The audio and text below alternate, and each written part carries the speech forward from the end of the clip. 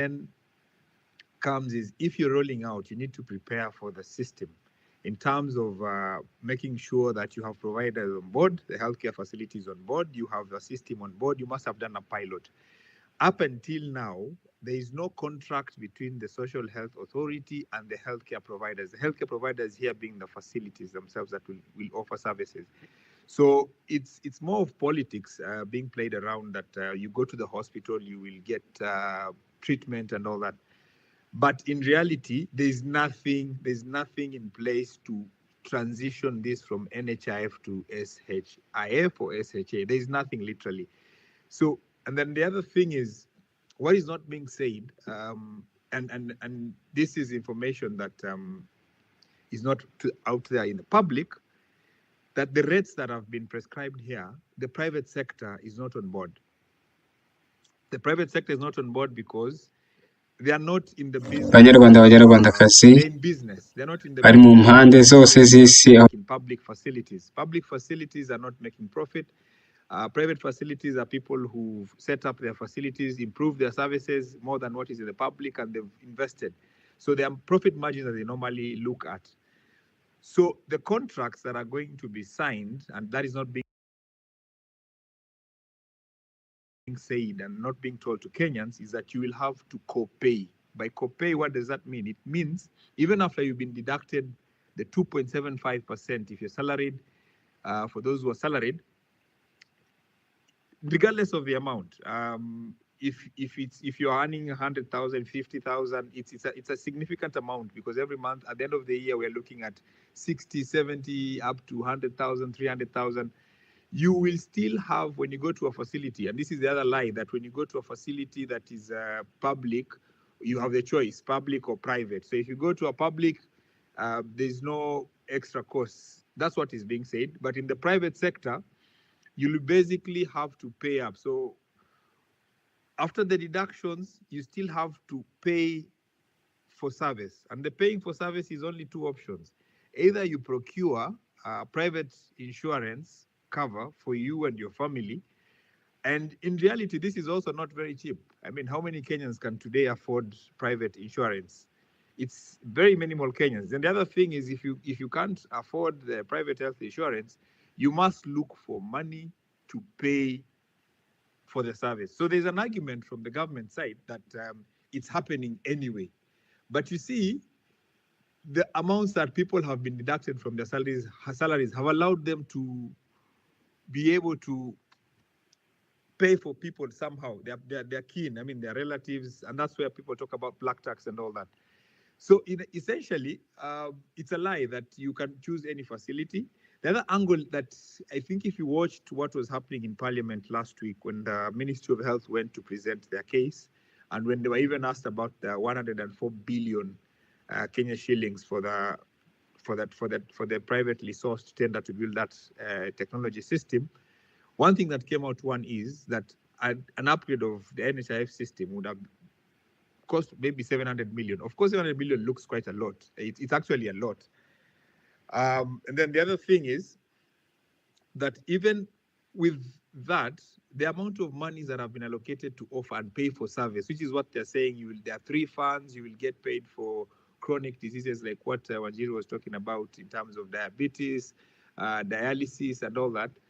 They have underfunded. They have not allocated. The Ministry of Health in May, June went to Parliament and requested for monies that were slashed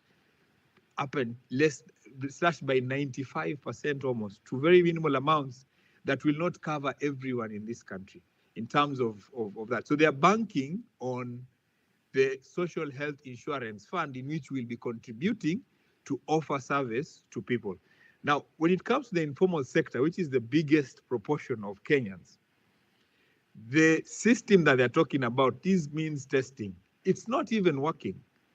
They have no way of telling who will work. In fact, at some point, you heard in Parliament them saying that it will be like Hustler Fund. And we all know the story of Hustler Fund. I don't need to go into the details of that.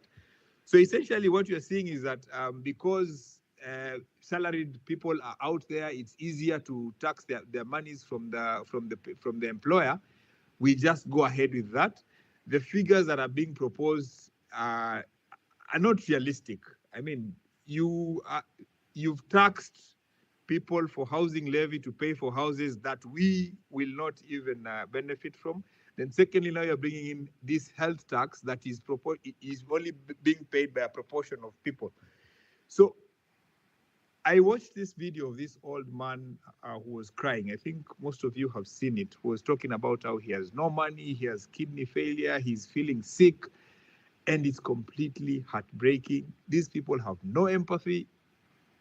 And you look at what is being propagated, and I listened to what Nelson was saying, and it's not any further from the truth in the sense that there's state capture to some extent. There's state capture actually, because how would you allocate more money for procuring a system and less money to offer services to people? It does not make sense unless people are going to benefit from this money that you're allocating at very high proportions. And that is where, unfortunately, if we do not talk, especially us in the health sector who've worked in this sector for years, we are going to see Kenyans suffer. This narrative that you will no longer have to pay harambes for your people, you will get free service, it's a lie. Because at the end of the day, you will still have to pay for yourself and pay for your families and pay for your relatives and pay for everyone who in your circle, because we are all supporting someone somewhere. That's the reality. So you're reducing the amount of money we are earning, all of us, whether we're in the formal or informal sector, and then you're squeezing us further by saying we'll have to co-pay. So where is this money going to come from? So you have a government that is making decisions that are utopic. They're out of touch with reality.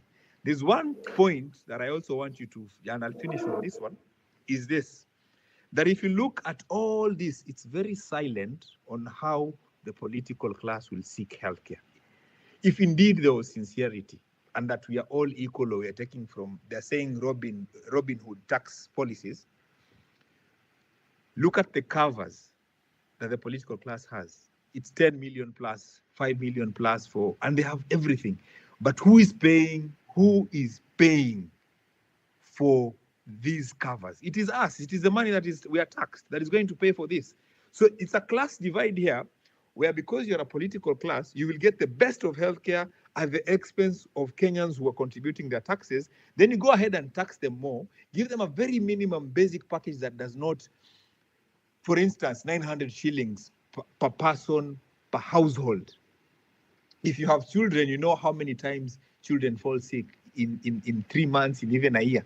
So if you go to the facility, you're told, and that is what's going to happen, that you will be billed, this is the amount. There was a doctor's consultation, there was tests that were done, and then now we have to give you medicine, so the bill comes to 3,000 or 2,000. And so you're told the government has paid for you 900 shillings as part of the universal health coverage that they're calling, so you have to pay for the rest. So if you don't have an insurance, please pay cash. That's going to be the scenario. So you can imagine how many people are going to go through. And then the last point that I've just remembered that is very critical is that the same Ministry of Health conducted an assessment of all healthcare facilities in terms of service delivery.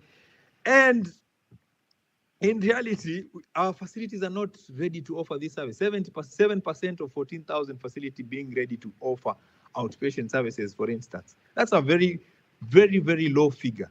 So you're telling us that you will send us there, then you go there are no drugs, there is no equipment to cater for you, and then if the service is poor and the queues are long, you have to find an alternative. The alternative, you still have to pay more.